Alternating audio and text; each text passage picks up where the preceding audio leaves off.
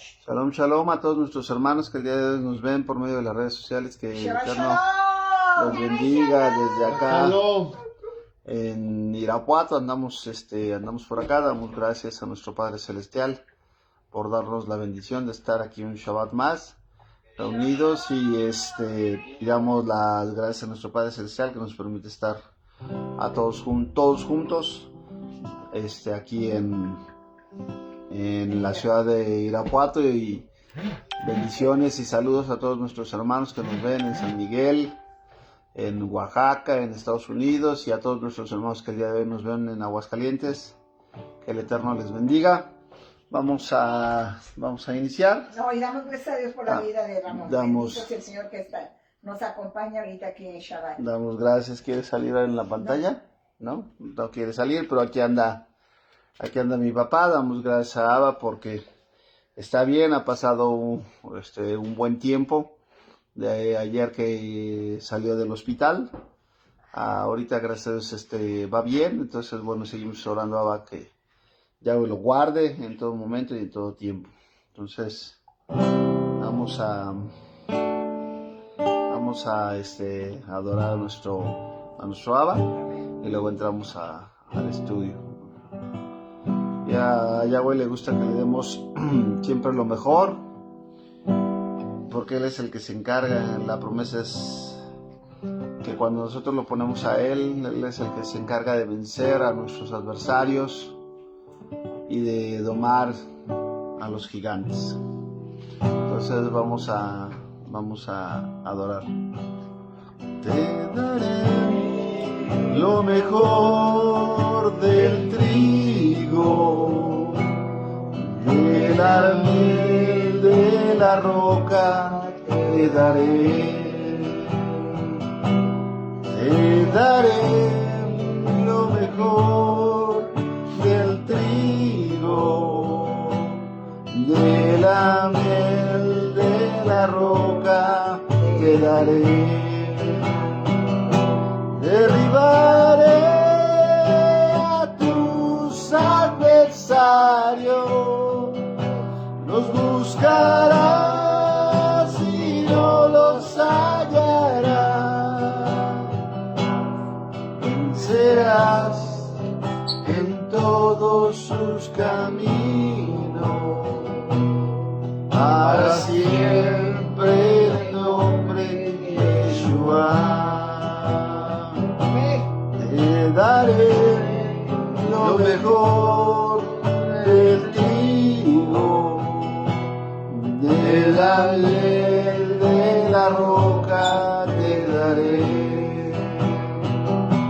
Te daré lo mejor del trigo, de la miel de la roca te daré. Derribaré a tus adversarios, los buscarás y no los hallarás. Vencerás en todos tus caminos, para siempre en el nombre de Yeshua. Para siempre en el nombre de Yeshua. Para siempre en el nombre de Yeshua. Amén, amén. La promesa de que Él derribará a todos los enemigos, porque dice la Escritura que mía es la guerra, dice el Señor, mía es la venganza, dice el Señor, de Él es la guerra, Él pelea por nosotros nuestras batallas. Amén, amén. Amén, amén. Pues bueno, vamos a continuar con la parte del estudio que estamos llevando. El estudio que llevamos es el estudio de la carta a Santiago, en la cual, bueno, pues habíamos tenido oportunidad de estudiarla, de revisarla. La semana pasada tuvimos oportunidad de hacer la parte del de la introducción a la carta de Santiago, que ya sabemos que no se llama Santiago, sino su nombre era Jacob. Y sin embargo, bueno, pues le cambiaron el nombre a así le sonó. Así le sonó y dijeron, pues así lo dejamos. Entonces, vemos que Santiago es ni más ni menos que el hermano de nuestro amado Yeshua, y veíamos que es el que formaba una parte importante dentro. Siéntate bien, David. Veíamos que formaba una parte importante dentro del concilio, ¿no? Lo vamos a ver participando en el concilio de Jerusalén, dando su punto de vista siempre, bueno, pues era de los puntos de vista importantes a seguir, y vemos que también es de las primeras cartas que se escribe. Esta carta está situada, o esta epístola está situada cerca del año 45 al año 55 después del Mesías. Entonces es de las cartas que tiene un tiempo corto en cuanto se escribe, ¿no?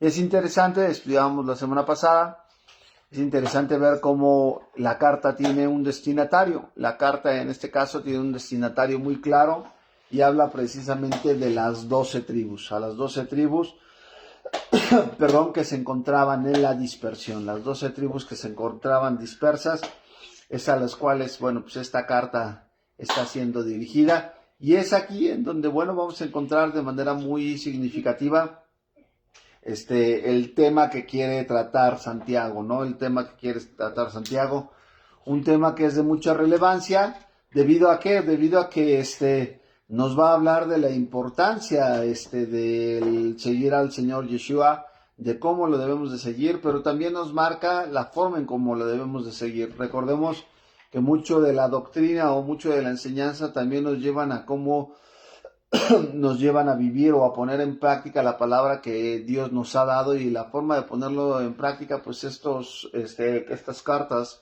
nos lo dicen. Y aquí Santiago empieza hablando de manera muy clara, haciendo referencia a que, bueno, si alguno tiene falta de sabiduría, que la pida al Padre, y él la daría sin reproche, ¿no? Pero no piense que el que pida sin tener la fidelidad adecuada, que va a recibir algo del Padre.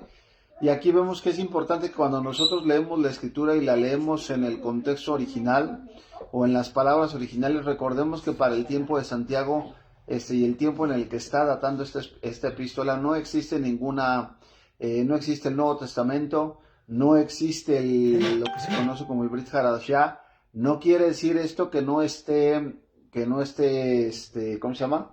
Que no sea inspirado el Nuevo Testamento, pero sí es importante que establezcamos que los discípulos no leían el Nuevo Testamento, no había una carta del Nuevo Testamento en cada una una carta de Santiago en cada uno de los lugares donde se leía, como sí había de la Torá. De hecho, cuando él está en el Concilio de Jerusalén, va a hablar que a los nuevos conversos no se les impongan cargas, sino que se abstengan de fornicación, de ahogado, de lo sacrificado a los ídolos. Y dice, ¿por qué? Porque a Moisés tiene quien le predique cada día de reposo, en cada Shabbat. ¿Por qué? Porque en las sinagogas se leía precisamente la Torá, y en Shabbat se hacía la parte de la disertación de lo que el tema o de la parashá que tocara en esa semana en específico. Sin embargo, Santiago, vamos a ver que va a tomar estas situaciones y te va a decir, bueno, si tú le quieres pedir a Dios, tiene que ir acompañado de la fidelidad. Tú quieres sabiduría.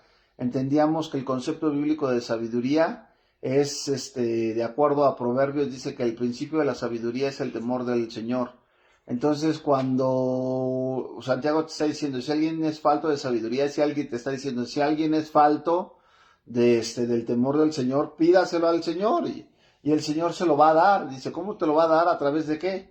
A través de la fidelidad, La única forma en que nosotros podemos conocer a Dios a profundidad, no es a través de las prédicas, no es a través, todos esos son elementos que nos ayudan, todos esos son elementos que nos ayudan y nos abren la parte del panorama, son herramientas, pero el conocimiento lo vamos a adquirir por medio de la lectura de la palabra de Dios, por medio del estudio de la palabra de Dios, por medio de ese tiempo en el cual el Espíritu Santo, recordamos que el Ruach HaKodesh, el Espíritu Santo, es nuestro maestro y es el que se encargará de guiarnos a toda verdad.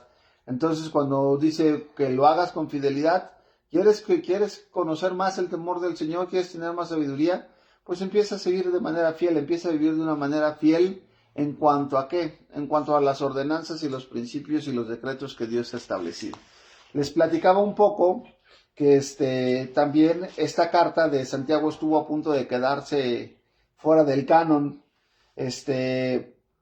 ¿Por qué? Porque fuera del canon de la Biblia de la Biblia protestante. ¿Por qué? Porque recordamos que Martín Lutero y el movimiento protestante se basa en las 5 fides, ¿no? Y una de las 5 fides es una es sola sola gracia, ¿no? Solamente por gracia, dice, por gracia sois salvos y no por obras para que nadie se gloríe. Y eso viene, bueno, lo escribe el apóstol Pablo, ¿no? Pero cuando nosotros, eso viene en Efesios, dice, por gracia sois salvos y no por obras para que nadie se gloríe. Si seguimos leyendo el versículo siguiente, dice, Dios nos ha cambiado, para que andemos, dice, para que hagamos buenas obras, las cuales Dios preparó desde antes de la fundación del mundo, ¿no? Preparó de antemano para que anduviéramos en ellas. Y entonces, recordemos que tenemos que entender el contexto en el cual Martín Lutero, bueno, trata de dar estas palabras. Él ve que se está vendiendo la salvación, él ve que se están vendiendo indulgencias y por medio del dinero, están haciendo toda la parte de lo que la palabra dice, ¿no? Lo que la palabra más bien condena, y entonces Martín Lutero por eso dice, solamente por medio de la fe, solamente por medio de la fe en el Señor Jesucristo, entonces serán salvos ustedes y su casa, y es la sola fide, o sea, solamente por medio de la fe, pero vamos a encontrar que Santiago y Pablo mismo, cuando nosotros estudiamos en contexto lo que hablan, vamos a ver que nunca separan la parte del accionar con la parte del creer. De hecho, son la parte de una misma moneda. Tú no puedes, puedes tener la parte de la moneda y decir, bueno, yo creo, pues dice la escritura, bueno, pues vamos a encontrar que Santiago te dice, sean hacedores de la palabra y no tan solamente oidores olvidadizos. Dice, ¿por qué? Porque al final de cuentas lo que nosotros vamos a llegar a hacer es por medio de ¿qué? Es por medio de la palabra, por medio del conocimiento de la palabra y el poner por obra la escritura y poner por obra, la palabra de Dios, nos va a llevar a poder vivir una vida en santidad.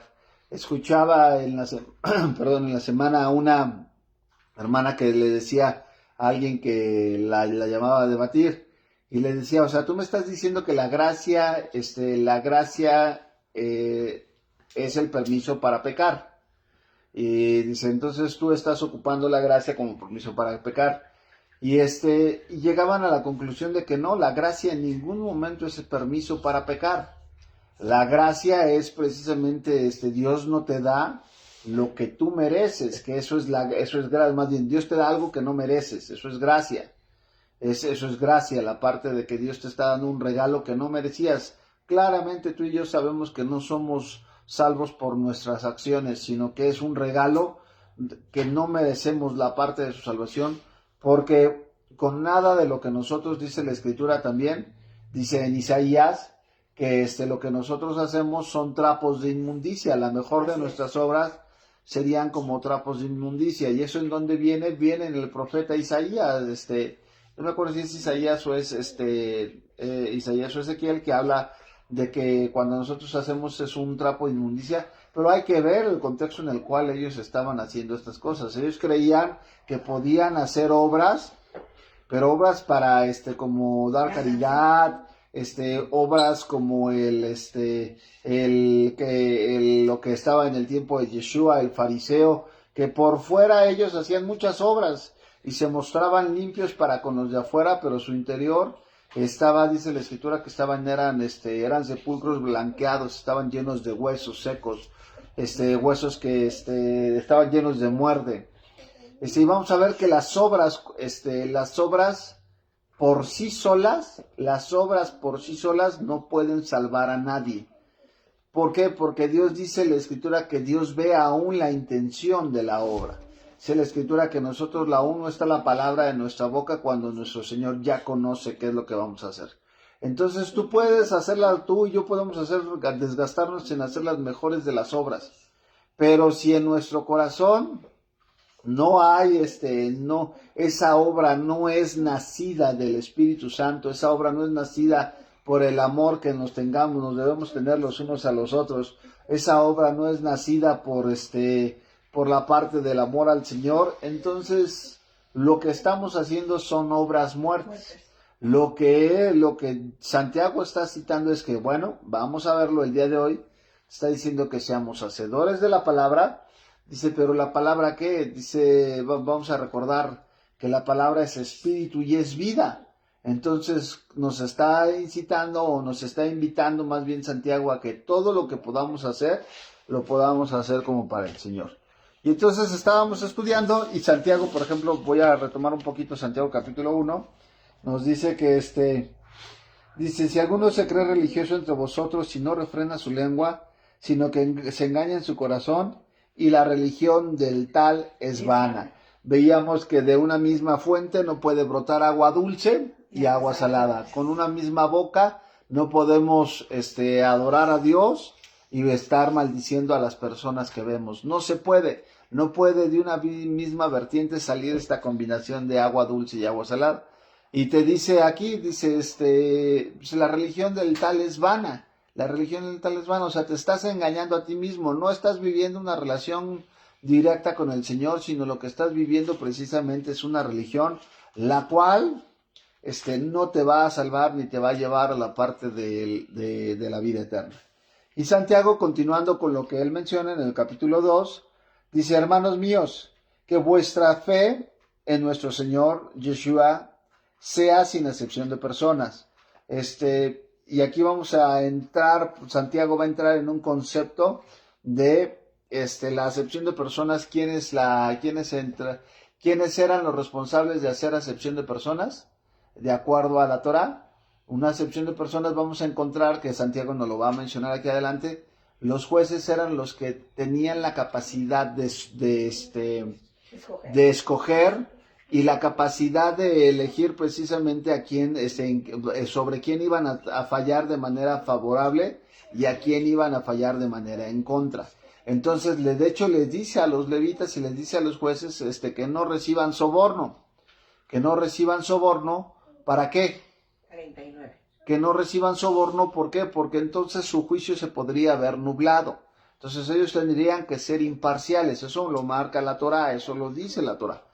Pero Santiago, recordemos que lo que viene a hacer Yeshua nos pone en una posición en la cual el plan desde Éxodo capítulo número 19 es que todo el pueblo fuera una nación ¿de qué? Una nación de sacerdotes, una nación en la cual reflejara ¿cómo se llama? El nombre santo del Señor, pudiéramos ser testimonio a las demás naciones de la tierra y pudiéramos estar al pendiente de este tipo de situaciones. Y entonces ya en el Brit Hadashah, que es la renovación de ese pacto que Dios estaba haciendo con el pueblo, ¿qué nos está marcando? En esta nueva establecimiento nos marcaba que nosotros tendríamos que ser, ¿qué? Tendríamos que ser jueces que hicieran las cosas sin acepción de personas. Y entonces vamos a encontrar lo que dice aquí. Dice, nuestro Señor Jesucristo sea sin acepción de personas. Porque si en vuestra congregación entrare un hombre con anillo de oro y con ropa espléndida, y también entrare un pobre con vestido andrajoso, y miráis con agrado al que trae la ropa espléndida, y le decís, siéntate aquí, en buen lugar, y decís al pobre, estate ahí de pie, o siéntate debajo de mi estrado, no hacéis distinciones entre vosotros mismos y venís a ser jueces con malos pensamientos. ¿No les dice qué? ¿Todo bien? ¿No? Así.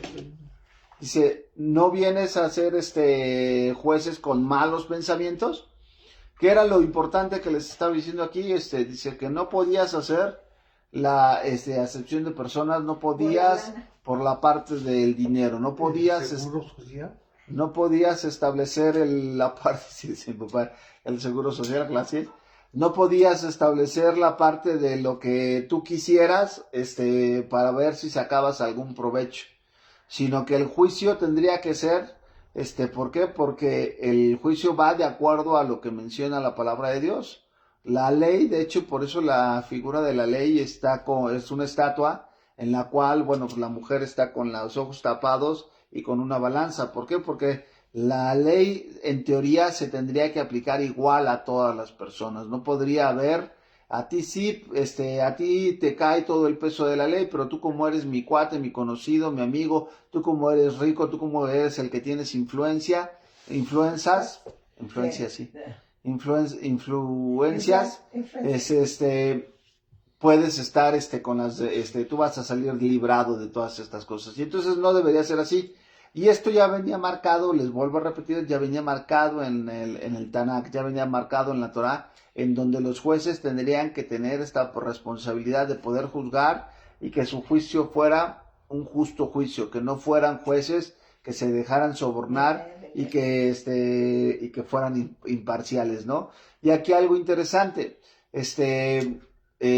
vamos a ver que Santiago va a hacer una reflexión y vamos a entender el contexto de lo que está hablando. Dice aquí, hermanos míos, amados, oíd.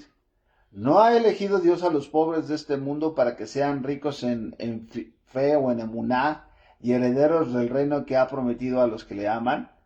Dice, pero vosotros habéis afrentado al pobre.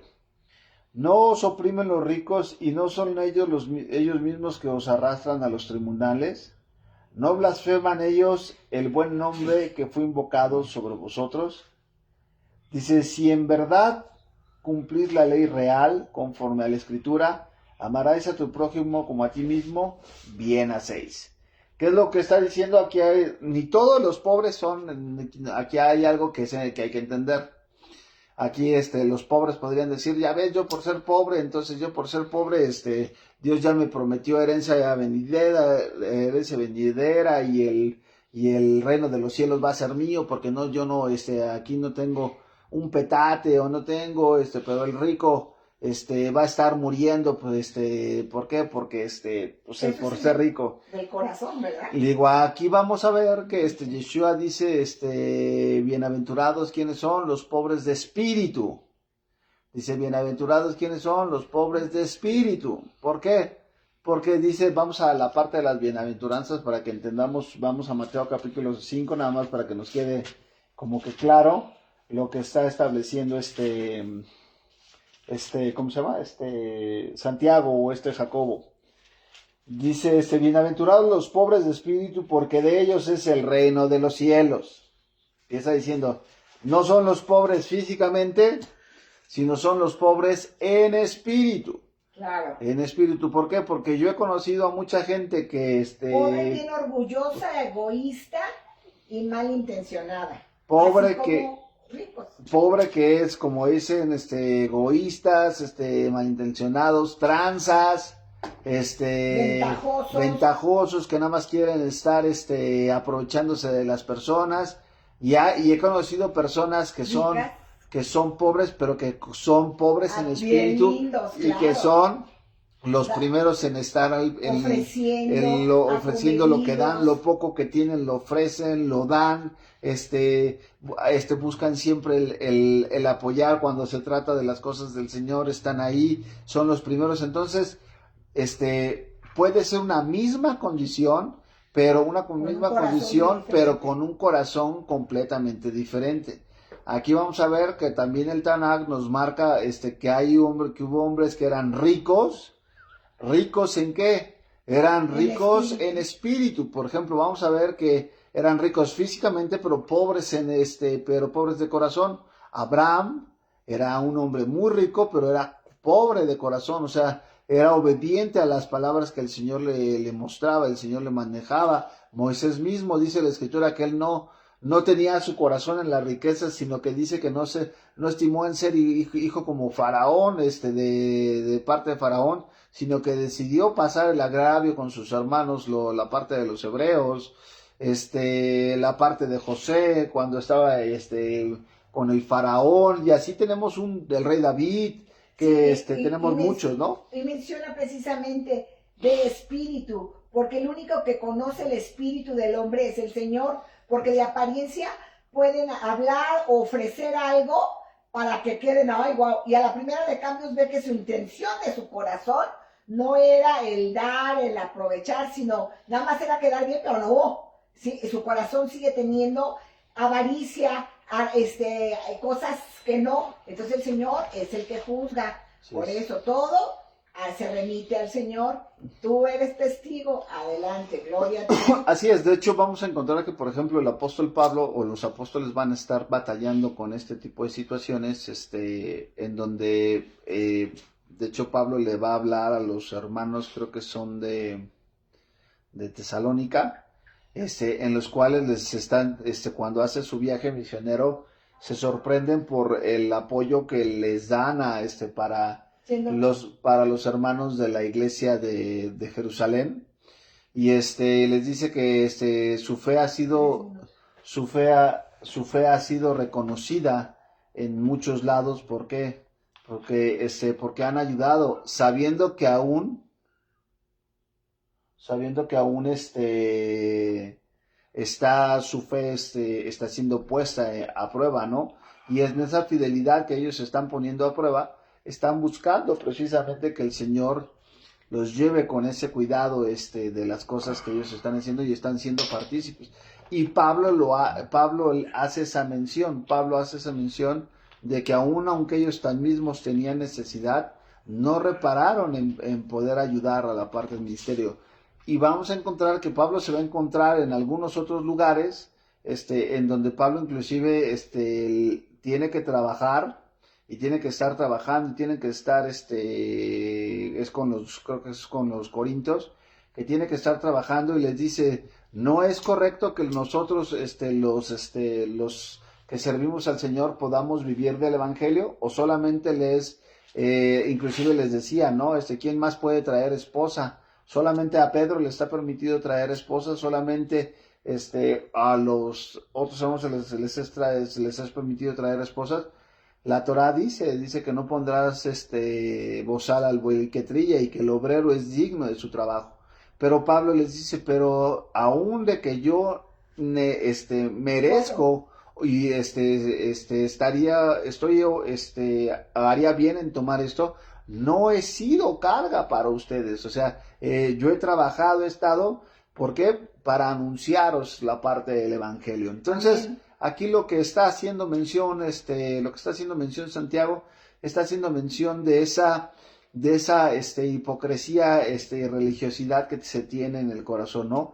Aquí está hablando precisamente de aquellas personas que, están supuestamente sirviendo a Dios, pero hacen acepción de personas en base a lo que ven.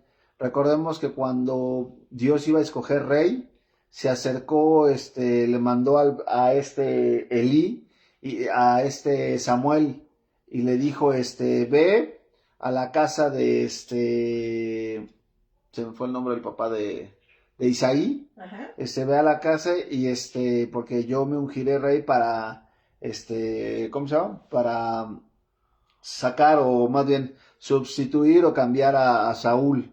Y entonces se acuerdan que llega y al primero que ve es creo que es Eliab, y que lo ve y que está grandote, fuerte, y dice, este es el que va a ser el rey. Y entonces el Señor le dice, no, me dice, tú juzgas de acuerdo a lo que estás viendo por fuera, me dice, pero yo juzgo el interior y yo lo rechazo. Y terminó escogiendo ¿a quién? Terminó escogiendo al pastor de ovejas, al que tenía a un corazón conforme a su corazón. Entonces, ¿qué es lo que está diciendo aquí? Santiago simple y sencillamente te está diciendo, está tomando las palabras del Señor de aquellos que estaban haciendo con la contra la imparcialidad, pero sí aclarar el punto que los pobres a los que Santiago se está refiriendo, dice, son aquellos pobres que son, ¿qué? Pobres en espíritu, pobres que pueden ser pobres en espíritu y pueden ser pobres físicamente, o pueden ser aquellas personas que de ellos es el reino de Dios. No porque una persona no tenga bienes va a decir bueno, pues entonces yo no tengo aquí, pero allá el Señor me va a dar. Vamos a ver que no. Es más, normalmente vamos a encontrar que los que no tenían y terminaron por tener menos, precisamente fueron los apóstoles, porque terminan por dejar, algunos de ellos eran pescadores, y cuando los llama el Señor, los llama y tienen que dejar todo, dejan sus oficios y todo, y bueno, terminan inclusive siendo perseguidos y buscando. Y cuando Yeshua llama al joven que le dice, Señor, quiero ser tu discípulo, le dice, las zorras tienen guaridas en donde reposar su cabeza, pero el Hijo del Hombre no tiene ni siquiera en donde reposar su cabeza. Entonces ahí muchos ya no llamaron. Dice la palabra en griego de pobre que nos están poniendo aquí, Pati, que la palabra en griego de pobre es poptazo, también tiene una conexión de afligido. Sí, gracias, Pati. Sí, si no está haciendo, vuelvo a repetir, no está haciendo una mención de que de pobre así es, sino es aquel que no solamente es, sino es aquel que está afligido, que está. Y en la parte de las bienaventuranzas lo menciona, ¿no? Les estaba leyendo que dice, bienaventurado los pobres de espíritu, porque ellos es el reino de Dios. La siguiente bienaventuranza les dice, bienaventurados los que lloran, porque ellos recibirán consolación. Bienaventurados los mansos, porque ellos recibirán la tierra por heredad. Bienaventurados los que tienen hambre y sed de justicia, porque ellos serán saciados. Bienaventurados los misericordiosos, porque ellos alcanzarán misericordias. Bienaventurados los de limpio corazón, porque ellos verán a Dios. Vemos que es una escalera de lo que del corazón que Dios nos manda a tener conforme al corazón de Dios. Y estas promesas no son algunos o otros. El pobre de espíritu verá a Dios. El que es los que lloran recibirán consolación. De hecho lo vemos en Apocalipsis, que él enjugará toda lágrima. Ya no tendremos, ya no habrá más lágrimas. Ahí dice la escritura, bienaventurados los mansos. ¿Quién es un manso? El que ha dejado de pelear con Dios y continúa hacia adelante.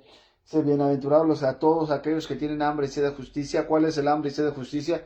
Pues todos aquellos que vemos ahorita que el mundo está caminando tan alejado de los principios de Dios, tan alejado de la Torá, de los principios, que vemos que las cosas cada vez y decimos, Señor, ¿hasta cuándo vas a permitir? ¿Hasta cuándo va tu Torá, tu palabra va a ser la que reine a las naciones? Pues dice, todas esas promesas las vamos a recibir, pero ¿cuándo? Dice, cuando todos aquellos que tengan un corazón conforme al corazón de Dios, ¿no? Amén. Entonces, vamos a regresar a Santiago. Vamos a regresar a Santiago y entonces vamos a ver, te está diciendo, y algo interesante que menciona Santiago, dice, ¿cuántos de repente le quieren hacer le están buscando el rostro a los ricos, o al que tiene dinero, o al que puso el techo de la congregación, o al que puso la mayor ofrenda, les estás buscando la cara? Y dice aquí la escritura, dice, ¿no son ellos los que los llevan delante de los tribunales? ¿No son ellos mismos a los cuales quedan ellos mal y entonces se van a pleitos, se van a juicios, se van a situaciones? Y dice muchas veces, ¿no?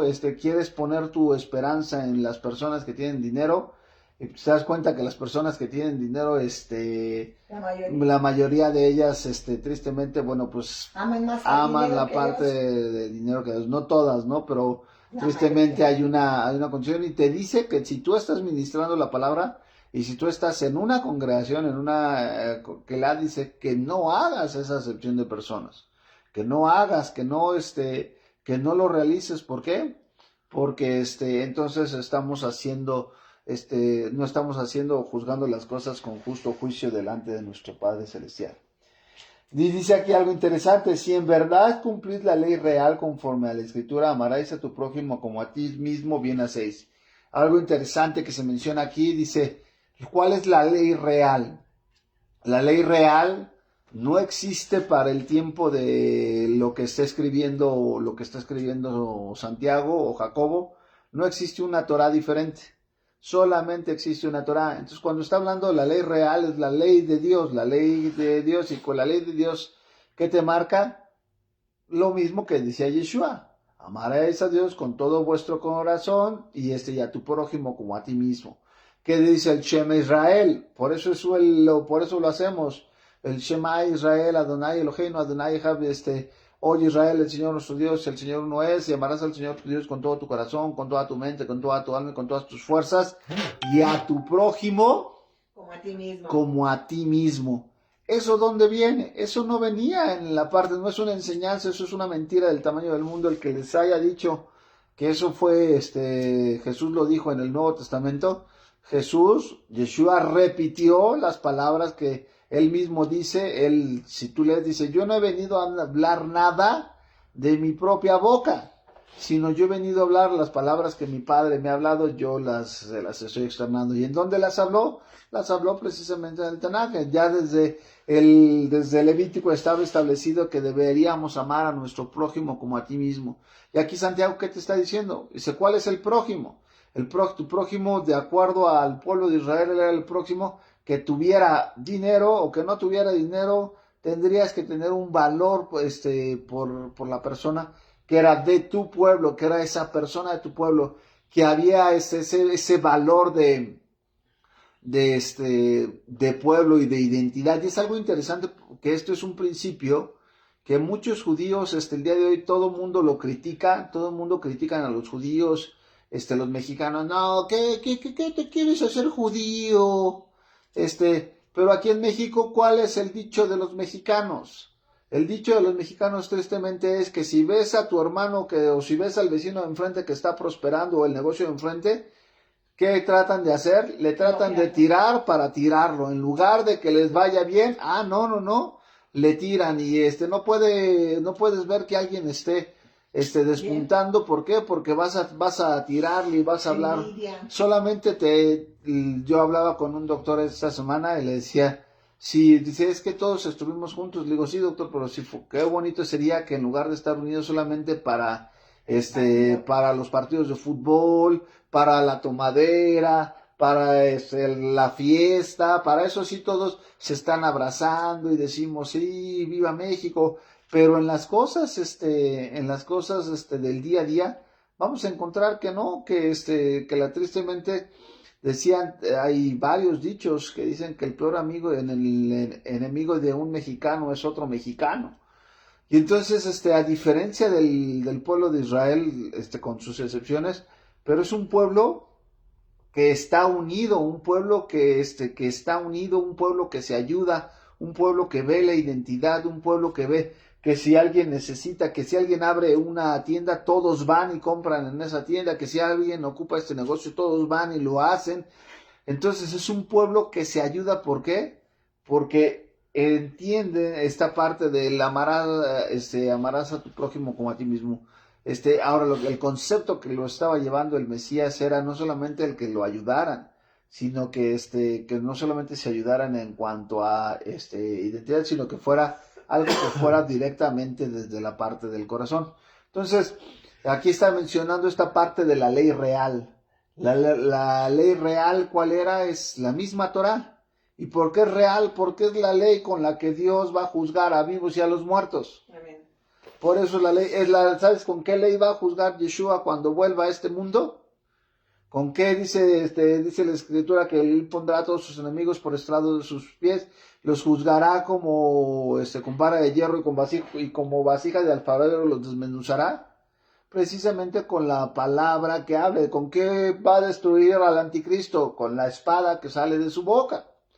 Entonces la ley real no es otra, no es que hay una ley en el Nuevo Testamento y una ley en el Antiguo Testamento.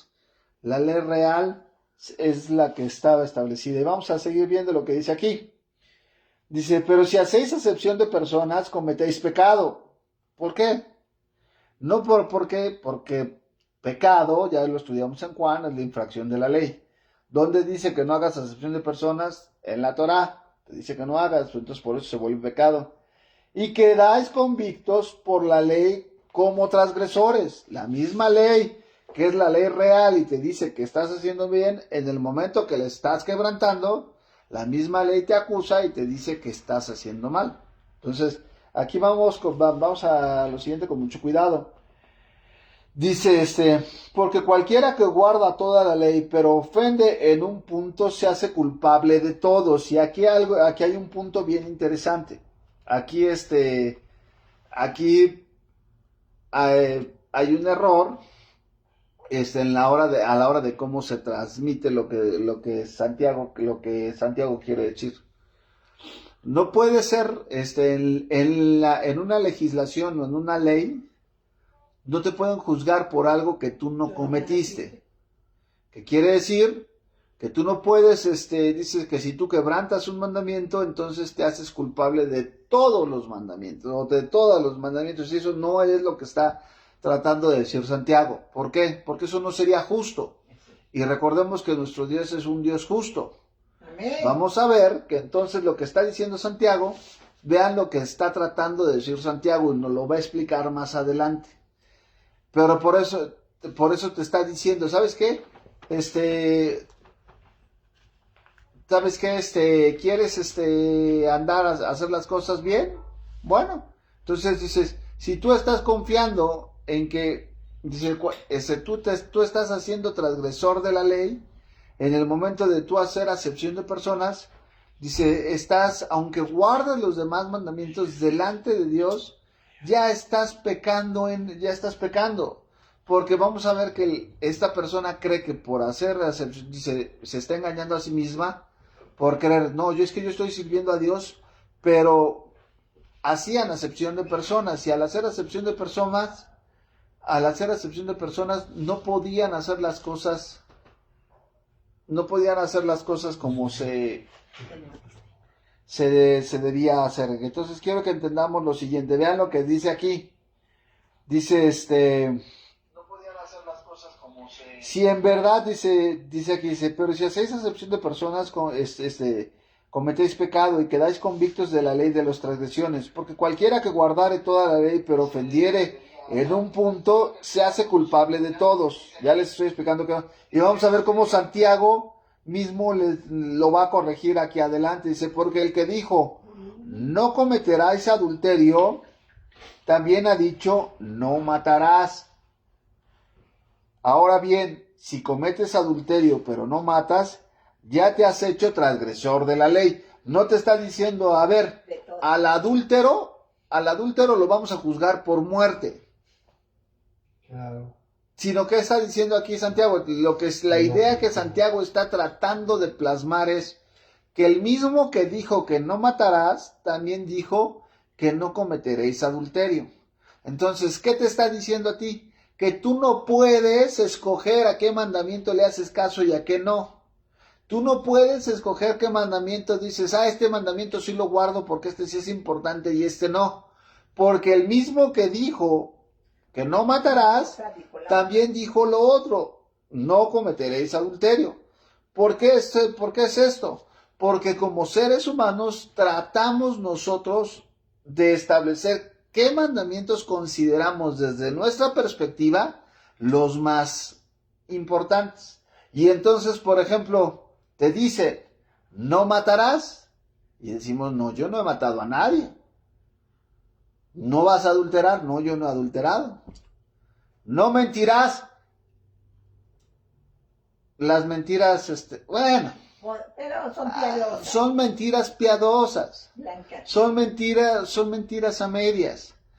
Son mentiras, son mentiritas blancas, son mentiritas de buena voluntad. No, espérate.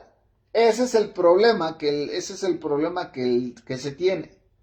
Porque recordemos que cuando estamos hablando de la ley real, estamos hablando que la ley de Dios es justa. Dice Salmo 19 que la ley de Dios es justa, que transforma el alma del corazón, que la ley de Dios es perfecta. Entonces, ¿por qué es perfecta? Porque nos está mostrando el carácter de Dios. Entonces Dios no puede ser corrupto. Dios no puede ser barco. Dios es un juez bueno, es un juez en amor, es un juez justo. Entonces, ¿qué nos te está diciendo Santiago? Si tú no amas a tu prójimo como a ti mismo, dices, pero no amo a mi prójimo, no amo a mi prójimo como a mí mismo, pero hago todos los demás. Estás mal porque tú crees, están allá arriba. Están aquí. Dáselos. Perdón. Tranquilo. Están, sí son esos. Ahorita que entre, perdón. Sí. Lo muevan más hacia adelante, ¿verdad? Que no. Ramón, tú no lo vayas a mover. No. Perdón. Entonces, es que es importante que estamos estableciendo aquí. Estamos estableciendo la parte de los parámetros. O sea, no te pueden acusar de algo que no hiciste. Pero lo que sí se te puede aplicar claramente es el peso de la ley que tiene la misma condena, y aquí vamos a entender, la misma condena tiene para Dios, la misma condena tiene el que mintió que el que adulteró. Y entonces dices tú, ¿por qué? Porque la paga del pecado es la muerte. ¿Qué quiere decir? Separación ¿Por qué? del Padre. Porque la muerte es la parte de ser separados de Dios. Recordemos que estamos hablando de Dios como como el ser más santo que hay. Dice que Él es santo, santo, santo. No hay sombra de variación en Él ni sombra de maldad. Entonces, cuando la Biblia está estableciendo que Él es santo, entonces nos está hablando. ¿Se subió? Se subió, sí. Ahí viene para abajo. Okay. Espérenme un segundo. Entonces viene en esa parte, en ese contexto de esa sombra de variación, que es importante que nosotros podamos establecerlo. Un segundito. ¿Por qué van a meter el carro? Ven acá. Ven aquí. Acá. Perdón, es que están aquí habiendo movimientos y se la pueden atropellar. La van a... Acá. Entonces, bueno, ¿qué es lo importante? Perdón. Que nosotros podamos establecer. Lo importante que estamos estableciendo aquí es que el juicio de Dios siempre será un juicio justo. Siempre será un juicio que es según verdad, dice la Escritura. Entonces, cuando dice que él fue el que dijo, el que no robarás, también dijo, no matarás, no adulterarás, está estableciendo el parámetro de que no podemos nosotros establecer qué mandamientos podemos cumplir o qué mandamientos no, porque entonces en ese momento nosotros degradamos la parte de la ley que Él está estableciendo. ¿Y esto qué pasa? Bueno, vamos a ver que a cada acción había una reacción inminente. Había mandamientos o había pecados de acuerdo al Tanaj o de acuerdo a la Torah, de los cuales no eran mandamientos no eran pecados de muerte. En los cuales, por ejemplo, si una persona robaba, vamos a encontrar, esto es algo interesante. Si una persona te robaba tu televisión y lo capturaban robando, a esta persona, si la encontraban, ¿qué tenían que hacer? Bueno, esta persona tenía que tener algo que se conoce como la ley de la restitución. Tenía que regresar 4 veces. Tenía que regresar 4 veces el valor de lo que se había robado. El día de hoy, por ejemplo, aquí en México, roban y te roban, vas y levantas la denuncia en el Ministerio Público y van y hacen el escrutinio y te dicen, ¿saben qué? Ya agarramos al que robó. Ok. ¿Y mis cosas? No, pues se perdieron, se llamaban. Les digo esto porque nosotros hemos sido víctima de lo ajeno en tres ocasiones. Una de ellas, la congregación, se llevaron las bocinas, se llevaron la televisión, se llevaron las cosas, fuimos a levantar la demanda y nos dijeron, ya los agarraron, ya el proyector, bocinas, un chorro de cosas que teníamos ahí. Y cuando los agarraron, oye, ¿y nuestras cosas? No, pues a ver si recuperamos algo. Y pues la verdad es que pues no se recuperó nada, ¿no? Pero, pues, ¿recibiste justicia? ¿Tú recibiste justicia? No. ¿Le sirve a la sociedad que una rata esté metida en el tambo? Ok, sí le sirve a la sociedad, pero tú en persona, tú en lo particular, no recibiste ninguna justicia. Lo que se buscaba en la Torah es que la gente recibiera justicia, o sea, que el que la hacía tenía que pagar en base a ¿qué? En base a trabajar lo que debía, en base a lo que se debía, tenía que restituir precisamente la cantidad de lo que había hecho. Pero ¿qué pasaba con alguien si, por ejemplo, mataba a alguien? Y lo mataba se descubría que todo era con premeditación, alevosía y ventaja. Cuando se descubrían que esta persona tenía todas estas agravantes, no podías pagar o restituir el daño ni con dinero, ni con animales, ni con nada. ¿Por qué? Porque una vida no paga otra vida. Una vida de 100 animales no pagan la vida de una persona. Entonces, se estableció un parámetro que tampoco te iba a traer, no te iba a regresar a tu ser amado, pero sí iba a establecer una pena por lo mismo, del mismo tamaño, en donde una vida contaba para, una vida por otra vida. Aquí, ¿qué está diciendo Santiago? Aquí Santiago está diciendo simple y sencillamente que si tú haces esa acepción de personas, dice, entonces te estás engañando y estás siendo culpable precisamente de quebrantar los mandamientos, el mandamiento de Dios, y que tú no puedes minimizar ese mandamiento. O sea, tú no puedes, porque el mismo que te dijo que guardes Shabbat es el mismo que te dijo que no comas, y el mismo que te dijo que guardes las fiestas, es que guardes las celebraciones del Eterno. Todos esos mandamientos, ¿quién los estableció? No los establecí yo.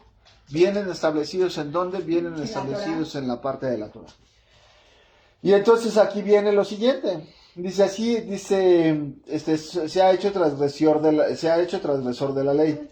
Así habla y haced con los que habéis de ser juzgados por la ley de la libertad. Porque juicio sin misericordia se hará con aquel que no hiciere misericordia. Y la misericordia triunfa sobre el juicio. Un dato importante aquí es, ¿qué es misericordia? Es el justo pago.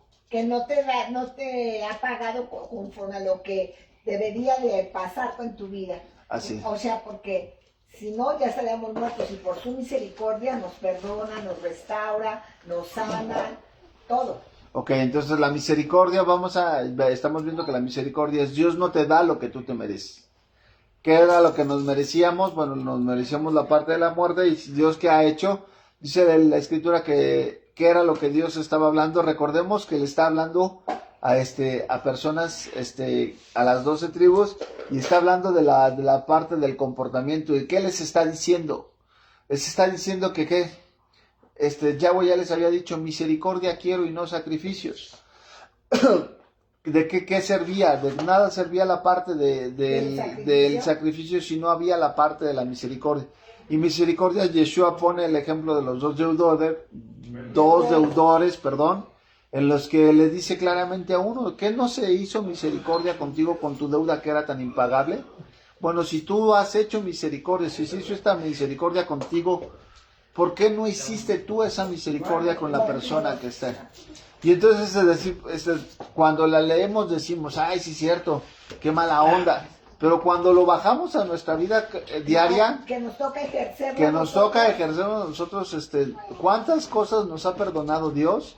Y muchas veces cuántas de esas cosas pues, no podemos perdonar a las personas que están, o que nos han ofendido, que están cerca de nosotros. Y entonces, para esas personas sí tratamos de ser muy, Ahora, quiero aclarar algo. No quiere decir, o sea, Dios te está diciendo que seas misericordioso, pero no quiere decir que ellos no vayan a tener el justo pago de acuerdo a sus acciones, ¿eh? Claro. Pero ¿qué te está diciendo a ti? Que Tú estás... no lo vas a cobrar. No, y que tú no se lo vas a cobrar, sí, pero que Dios te está haciendo te está dando la oportunidad de que seas más como Él. ¿Por qué? Porque Él, ¿qué hizo? Misericordia nos dio. Y entonces, si somos llamados cada vez que tenemos la oportunidad de hacer el bien, dice la Escritura, que si tenemos la oportunidad de hacer el bien y no lo hacemos, nos es considerado pecado.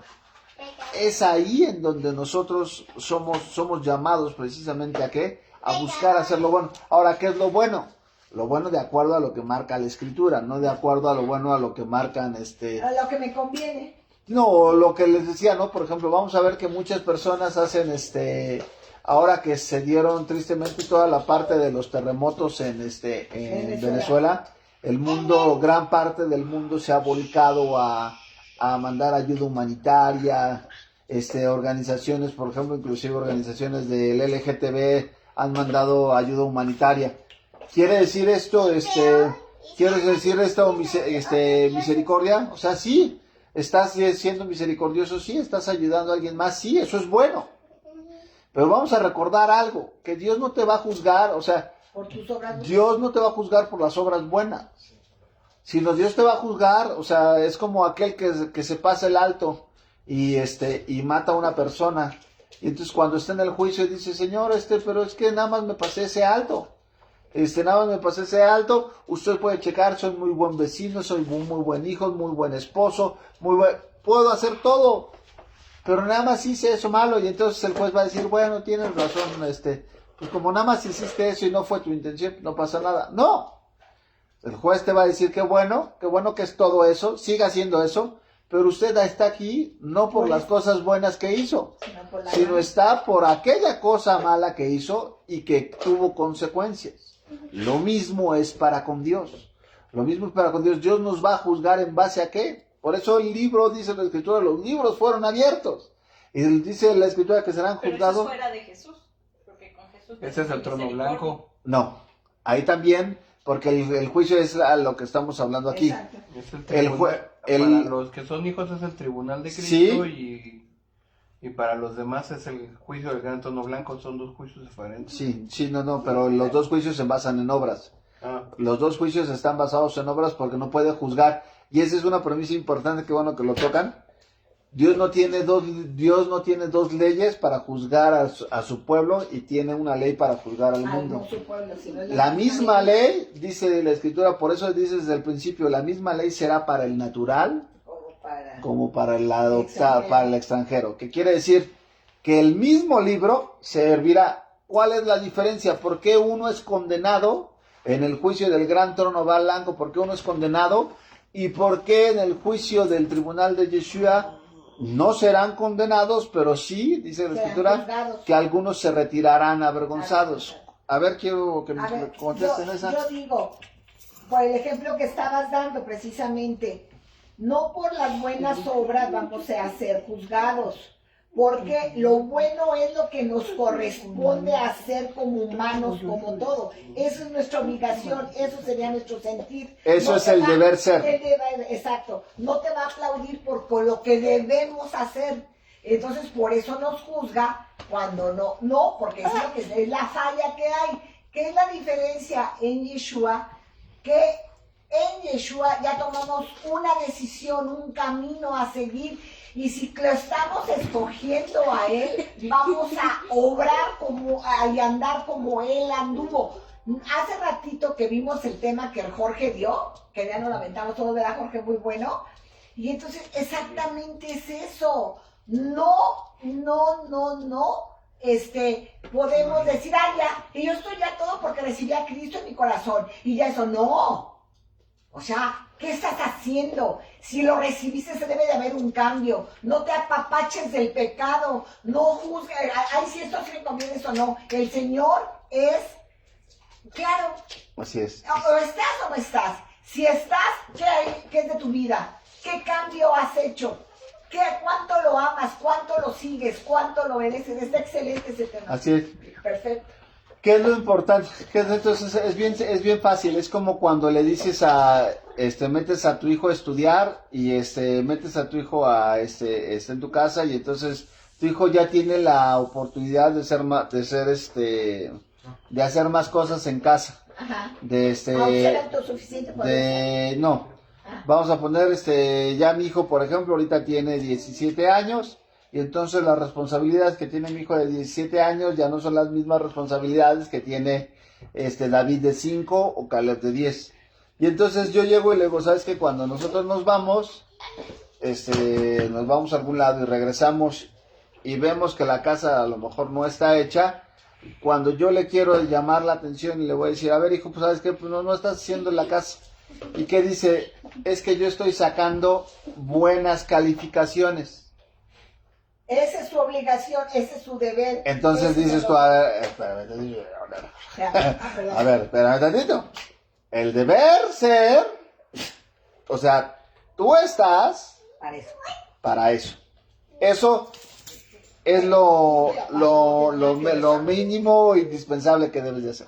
Hoy, Cuando nosotros hemos recibido al Señor, cuando nosotros no se distraigan con los... Cuando nosotros hemos recibido al Señor, y ahí está la parte de la diferencia, sobre todo ustedes que preguntaron, el deber ser es, yo lo recibí, entonces, lo menos que marca el Señor que es, debes de reflejar al que dices que sigues. ¿Qué quiere decir? Si dices que yo le conozco, debes de andar como Yeshua anduvo.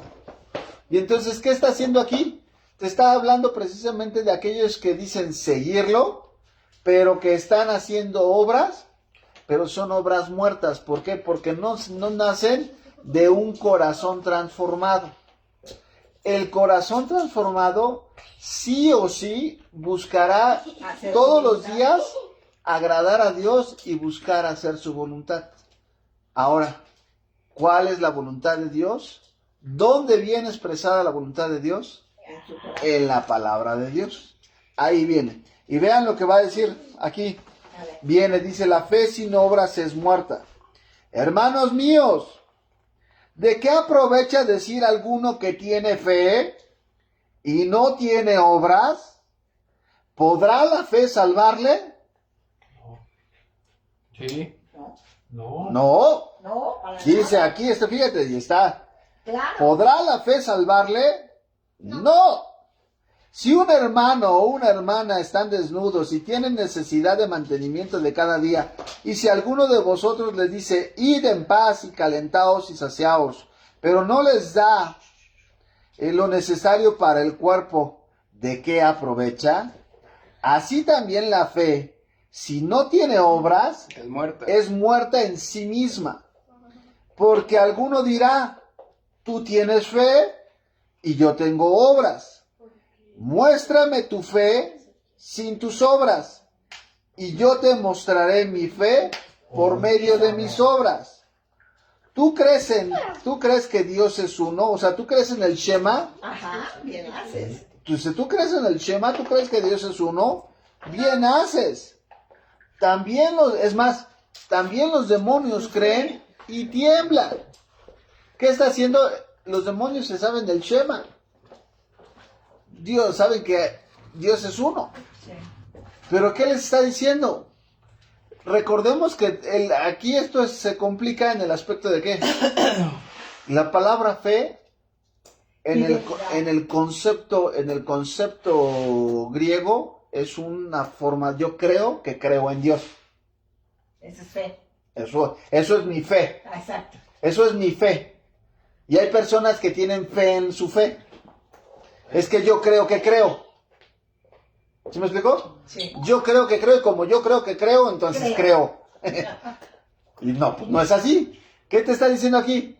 Ok, tú dices que tienes fe, qué bueno, pero la fe, que la palabra fe es emuná, es fidelidad. A la Ok, palabra. tú dices que crees. La forma de demostrar que crees es a través de las obras. Y ahí es en donde se ratifica que lo que tú crees es lo correcto. Exacto. Y aquí va a poner el ejemplo de Abraham. Vean lo que dice aquí. Dice ¿Quieres saber, hombre vano, que la fe sin obras es muerta? ¿No fue justificado por las obras Abraham nuestro padre cuando ofreció a su hijo Isaac sobre el altar? ¿No ves que la fe actuó juntamente con sus obras y que la fe se perfeccionó por medio de sus obras? Claro. O sea, ¿qué hizo? Dios le dijo, dame a tu hijo. Qué fuerte. Y entonces en ese momento dices, no, pues yo creo que Dios me lo va a regresar. No, o te puedo haber pensado, no, si yo te lo doy, él se va a dedicar a ti después de mí en ese, porque obvio no puede ser que me lo pidas, porque si no, ¿cómo se cumple la palabra? No, señor, esto, no, él sabía. Sí, yo creo, dice, no, sí, yo creo, Señor, que me lo estás pidiendo en el Espíritu. O sea, me estás pidiendo que lo sacrifique en el Espíritu, Señor. Entonces, en el Espíritu, sí, Señor. No. ¿Qué estaba haciendo? Él lo lleva, lo pone, pero él sabía que lo iba a regresar. Porque cuando está hablando con el siervo, con su siervo, les dice, iremos y regresaremos. O sea, pero él sabía que tenía que pasar el proceso de que si era necesario lo iba a tener que sacrificar. Pero en ese momento sabía que Dios iba a cumplir su promesa, y al saber que Dios iba a cumplir la promesa, ¿qué genera? ¿Qué te estaba mostrando? Fe. Que lo que él creía, que lo que él conocía de Dios era verdad, que él conocía a Dios. Por eso Abraham va a ser llamado el amigo de Dios, porque sabía con quién estaba tratando. Y entonces dice, ¿sabes qué? Ok, me lo estás pidiendo, lo voy a llevar, pero yo sé que tú eres diferente a todos los demás que dioses tú que hiciste, se aceptan sacrificios humanos. No sé por qué me lo estás pidiendo, pero yo lo llevo. Pero yo sé, a ti te conozco. Y va a ser. Tú hiciste la promesa de que de aquí levantarías una. Entonces yo sé que tú lo vas a que hacer. Y que además él es el hijo de la promesa. Y entonces, ¿qué te está diciendo? Te está diciendo, les vuelvo a repetir, esta carta estuvo a punto de ser quitada de la Biblia del Nuevo Testamento, por los protestantes, por Martín Lutero. ¿Por qué? Porque iba en contra, aquí habla del obedecer, e iba en contra de lo que es la sola fide, decir, no, es que solamente por fe eres salvo. No, espérate, es que no es por el asentamiento mental. ¿Y el ladrón de la cruz? El ladrón de la cruz, ¿qué hace? El ladrón de la cruz en ese momento tuvo teshuvá, y el teshuvá se mostró a través del arrepentimiento. Pero no tuvo obras. Sí, en el momento de arrepentirse está obrando. Claro. Entonces ahí está, la fe sí salva. Sí. Pero es por la obra. Del Teshuvá. Por eso. Porque Perdón. una de las cosas importantes es que nadie engañamos a Dios. Nadie engañamos a Dios. Él sabe en realidad el propósito y nuestro corazón, porque a veces queremos engañarlo. Él sabe y sabía que él era totalmente sincero el ratero o ese asesino, que si hubiera tenido más vida, hubiera sido un discípulo, un seguidor de él, cosa que el otro tuvo la misma oportunidad y no. Ahora, entonces, eso es bien importante. Tenemos que aclarar una cosa. ¿Cómo sabes que era ladrón? Bueno, porque la gente lo decía. Bueno, no porque sé. estaba siendo juzgado por eso. No. En la Biblia no dice que era ladrón. Dice que estaba siendo juzgado. Ahorita vemos. Que fue crucificado. Vamos a encontrar, acuérdense que estaban los romanos la crucifixión para quienes eran. La crucifixión era estaban en ocupación los romanos y era una forma de humillar al pueblo, de mantener al pueblo. Y normalmente a los que agarraban y mataban eran a los celotes. ajá, Los celotes, ¿quiénes eran? Los que mataban a los romanos. claro. Entonces, por eso eran, se ponen como ladrones, pero la realidad en el contexto era asesino, pero sí, escuchan, sí, era asesino, pero que conocía o que reconocía la parte, por ejemplo, de ellos. Si vieron la de Chosen, ven que, por ejemplo, los celotes tienen una idea distorsionada de la Torá, en donde decían que ellos querían establecer la victoria.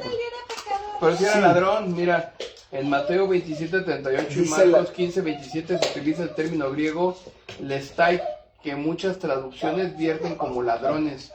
Ajá. Pero no es ladrón, no es ladrón. O bandidos. No eran porque salteadores. eran conocidos por eso. Era pecador, sí. Pecador, y a lo que yo voy para la pregunta de mi marido es que una fe es imposible que no dé fruto. Sí, claro. Entonces, el fruto que te va a dar se va a ver manifestado en obras. Entonces, por eso es imposible que haya una fe sin fruto. No es porque te forces, que digas, tengo fe y tengo que hacer obras. No, el simplemente de tener la fe te va a mover de manera involuntaria, de manera que no lo vas a pensar, pero te va a mover a hacer las obras. Es que para allá voy. Cuando la persona reconoce, en este caso el celote o el ladrón, reconoce a Yeshua, vamos a ver que le dice, de cierto te digo que hoy estarás conmigo en la parte del paraíso. Entonces, ¿qué es lo importante de aquí? Lo importante a establecer. Lo importante a establecer es lo siguiente, que en el momento que él está haciendo que está consumándose el Brit Harashá, que es la promesa del nuevo pacto. Y entonces la promesa del nuevo pacto es, el Señor dice, en el momento que tú me reconocieres de todo el corazón al Señor, desde ese momento los bendeciría. Y a partir de ese momento, ¿qué dice? Él habría una transformación de su corazón, una transformación de su mente, de su corazón. Y el nuevo pacto es, pondré mi ley en tu mente y en tu corazón. En el momento que él pone eso, la consecuencia que se ve de manera natural es que las personas empiezan a caminar en hacer lo que es agradable a Dios y en caminar con los caminos de Dios. No es forzado. No es forzado porque... Como, quiero hacer obras para demostrar que tengo... claro. Ahí es lo que tú dices. Un árbol no se forza a dar limones. Claro. El árbol, la naturaleza es que de limones. De naranjas. Entonces tú aceptas a Yeshua y caminas en esos mandamientos y lo normal es la obra. Es más, es la evidencia que has nacido de nuevo. Y es por eso está diciendo aquí, tú dices que tienes fe. Pero nos debemos de esforzar no en las obras, en lo que nos debemos de esforzar es en la fe, en conocerlo y en seguirlo, y las obras van a llegar por sí solas. Es que tú debes de esforzarte en caminar en su palabra. Exactamente. En eso. Y las obras, el testimonio, el fruto va a llegar solito. Porque en el momento que tú empiezas, por eso dicen, no te preocupes por lo que no conoces de la palabra. Preocúpate por lo que ya conoces y no estás poniendo por obra, porque ya lo conoces. Y es lo que está diciendo aquí, aquí empezaba hablando precisamente del amor al prójimo. Del amor al prójimo, de la parte está hablando de la parte de las obras, y te está diciendo aquí, a ver, aquí se está enfrentando un grupo de personas que creen que la fe por sí, la fe por ser fe salva, pero solamente por concepto de fe. Y el concepto de fe, vamos a ver que es la fidelidad. ¿Qué va a ser la fidelidad? Que a pesar de las situaciones, las personas se van a mantener en el camino que Dios ha trazado. Que falles y que caigas, te levantas. El Señor porque estás en la parte en la transformación. Y vean, dice, no fue justificado por las obras Abraham nuestro padre cuando ofreció a su hijo Isaac sobre el altar. ¿No ves que la fe actuó juntamente con sus obras y que lo perfeccionó por las obras? Y se cumplió la escritura que dice, Abraham creyó y le fue contado por justicia y fue llamado amigo de Dios. Vosotros veis pues que el hombre es justificado por las obras y no solamente por la fe. Asimismo, también Rahab, la ramera, no fue justificado por obras cuando recibió a los mensajeros y los envió por otro camino, porque como el cuerpo sin el espíritu está muerto, así también la fe sin obras es muerta. Sí, yo creo que obras muertas es voy a dar para que me vean, voy a hacer para que digan que soy buena onda. Y creo que esas son las obras muertas, las que tienes la recompensa aquí. Claro, vamos a ver, por ejemplo, el que pasó Yeshua, pasó y se oyeron las monedas, cómo caían. Pero pasó la mujer y dio los 2 dracmas y 2 blancas, creo que son 2 blancas. Dio las 2 blancas. Todo lo que tenía ella. Y nadie dice, pero dice, de todos, dice la que más dio, porque dio todo lo que tenía. Entonces, ¿cuál es el problema? ¿A qué se refiere? ¿Cuál es el problema? Que somos nosotros, ahí está el problema, los que tratamos de establecer qué mandamientos sí tenemos que seguir y qué no. Por eso te está diciendo, no, espérate, el juez es él. Y el que estableció, y dice, así como es importante uno, es importante otro. ¿Por qué? Porque porque cuando yo desecho un mandamiento estoy diciendo, es que ese no es importante. Espérate, ¿estás diciendo que algo que él dijo no es importante? Es que lo duro es que el Señor no te pide una parte de tu vida, no te pide una parte de tu corazón, todo. No te pide una parte de tus pensamientos, te pide todo tu corazón, toda tu vida. Ya no vives tú, más Cristo. Es que yo por eso lo dije, yo estoy en contra, y pues, lo predicamos muchos años, que decíamos que la salvación era gratis, y no es cierto, la salvación nunca fue gratis. Y dice, bueno, ¿le costó la vida a Jesús? No, o sea, no es de, o sea, sí le costó la vida a Jesús, claro, pero en la transacción es vida por vida. ¿Sabes qué? Yo muero, pero tú vas a morir a ti. Por eso todos van a decir, Pablo va a decir, ya no vivo yo, mas ahora Cristo vive, y lo que ahora vivo lo vivo en la emuná, en la fidelidad del Hijo de Dios. Tienes que entregar tu Entonces, comodidad, tu seguridad. Entregamos todo. Ahí es en donde se ve. Todo se entrega delante de él. Sí, claro que sí tienes que entregar tu amor, claro que sí. Mi amor. Porque es la manifestación de Dios. Pues muy bien, vamos a terminar. Vamos a dar gracias. Vamos a dar gracias a Yahweh. Qué bueno que tenemos esa oportunidad de estar en esta bendición. Vamos a despedirle. Bendito Abacadosh, te damos gracias, Señor, por la bendición que nos das.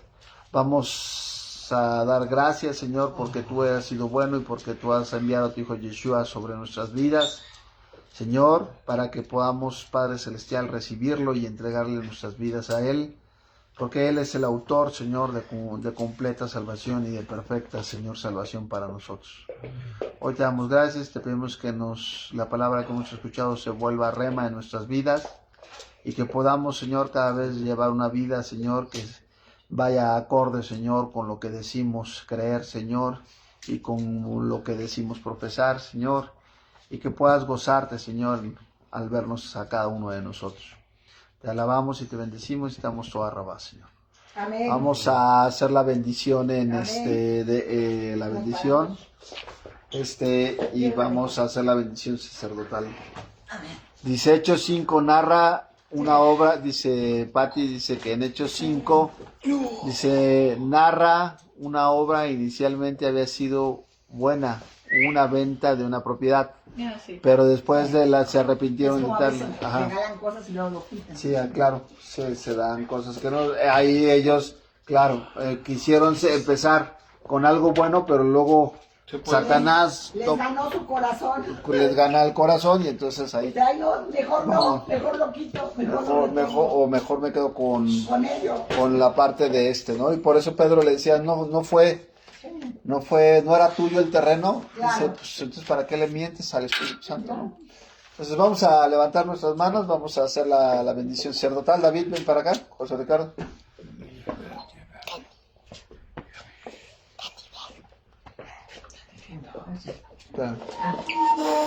¿Ya? Llevareja Yahweh, Beismereja Yahweh, Yahweh, Panabeleja, Bijuneja Yisa,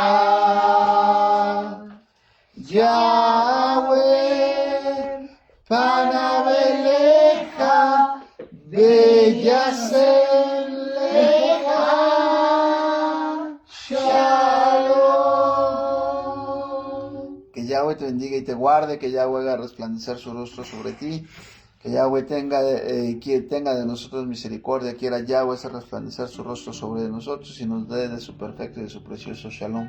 Así bendecirás a los hijos de Israel, en el nombre de Yeshua. Amén. Amén Y y amén. amén. Y amén. Shabbat Bendiciones shalom. para todos. Shabbat shalom para todos. Shabbat shalom para todos.